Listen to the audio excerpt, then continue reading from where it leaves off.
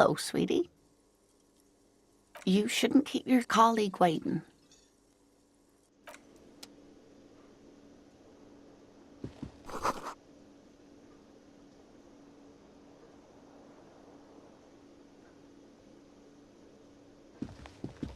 A bespectacled man in an orange bomber jacket is tapping his foot on the floor. Looks like he's waiting for someone. As you approach, he narrows his eyes and extends his hand in greeting. On the sleeve of his bomber jacket, as well as on its back, are the same enigmatic white rectangles as on your blazer. Hello, I'm Kim Kitsuragi, Lieutenant, Precinct 57. You must be from the 41st. You realize he is waiting for your name. Raphael Ambrosius Cousteau.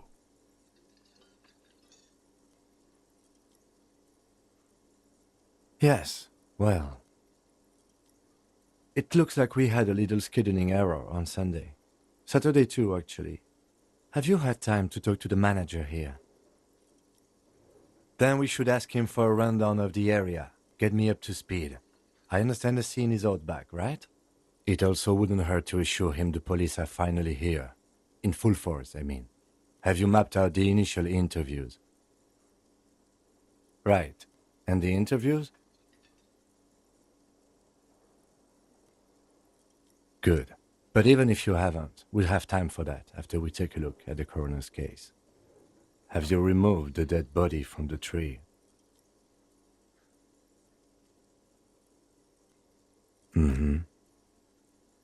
Sure. But did you take it down from the tree? Does that mean the body is no longer in the tree?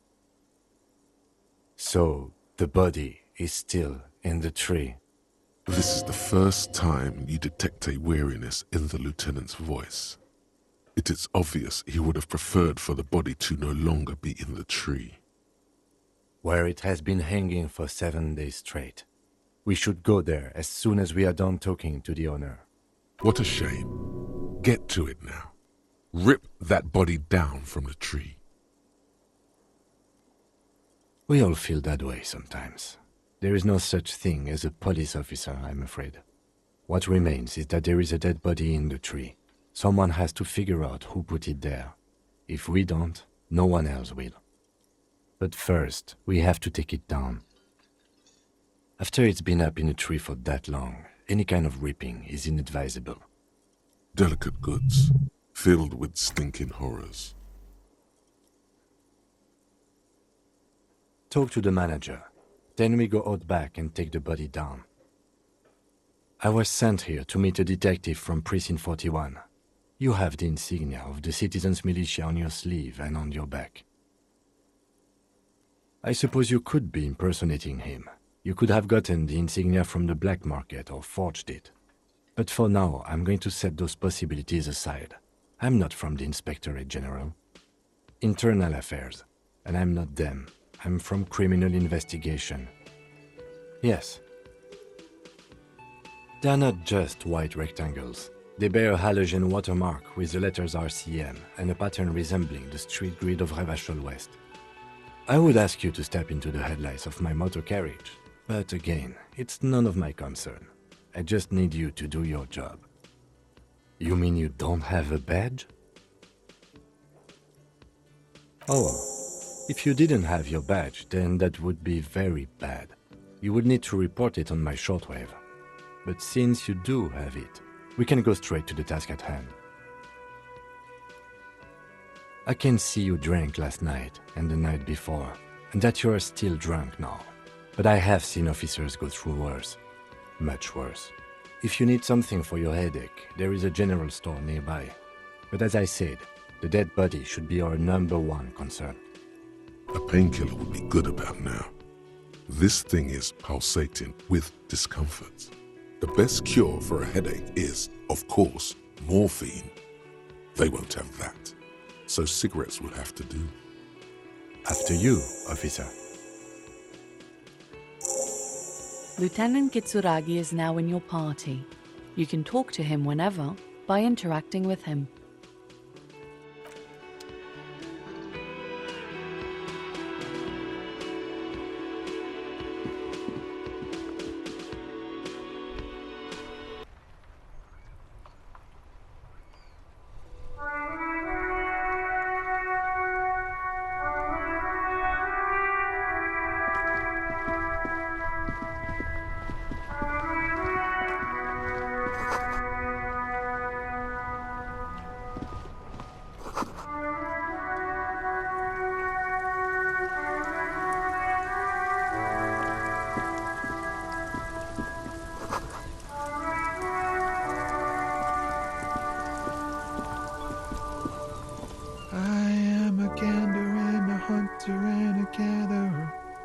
Feel like a traveler. You sure are, my man. From another planet. It's the jam, my man. The air from the east is thick with the smell of crude oils, heavy metals and other byproducts of the modern era. You can almost taste it. It's a traffic jam for the ages.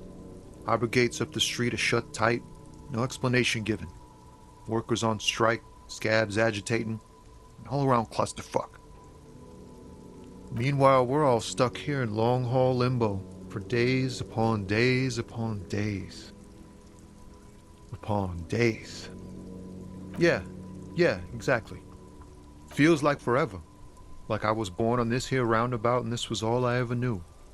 Just me and the metal and the tires, the oil and the fumes of mazout. Yeah, imagine. It's been a whole week already. So tell me, what do you need? He ain't one of us drivers. I know that. All accounted for. Otherwise, I haven't really asked about that. Been wasting time right here. Keep analyzing the fundamental structural and psychological conditions of being stranded in the midst of a sea of motor lorries and their sad, despondent chauffeurs. Nothing. I'm just messing with you, man. Don't mind my idle verbosity. It's like, whatever's going on over at the docks. Workers got a blockade set up, making demands, no way in or out. Going on strike would probably help you dodge a bullet or two. Maybe you should. Cops don't get paid much and the hours are long. Plus, you can get shot. Why not? The RCM is a self-managing organization that operates on donations. We promote our own leaders.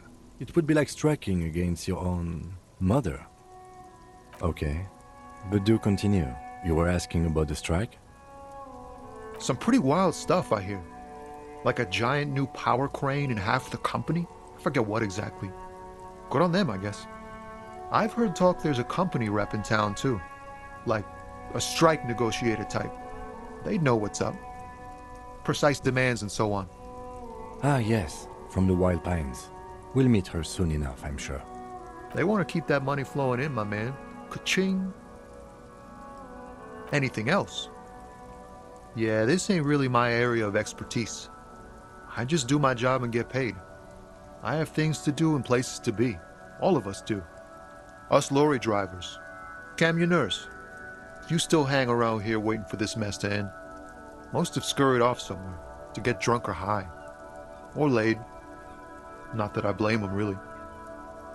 Not my thing. Chasing transient pleasures is a drag these days. I prefer the examined life now. Thinking, reflecting, observing. What's better than chasing transient pleasures? The more transient, the better. When one's ended, you can get onto the next one. He tries his best to look nonchalant, but there's a rigidity in him, as if trying to conceal something warm and deep beneath a cool exterior. Ease into it. Don't go too far. This seems like a personal matter. You really are the law, aren't you? I get that being bluntly observant and inquisitive comes with the territory, but it certainly doesn't help with your conversational skills, does it? Maybe the full-on, direct approach wasn't correct. Damn, it's tricky business looking into someone's eyes and not doing it wrong. Don't be a stranger.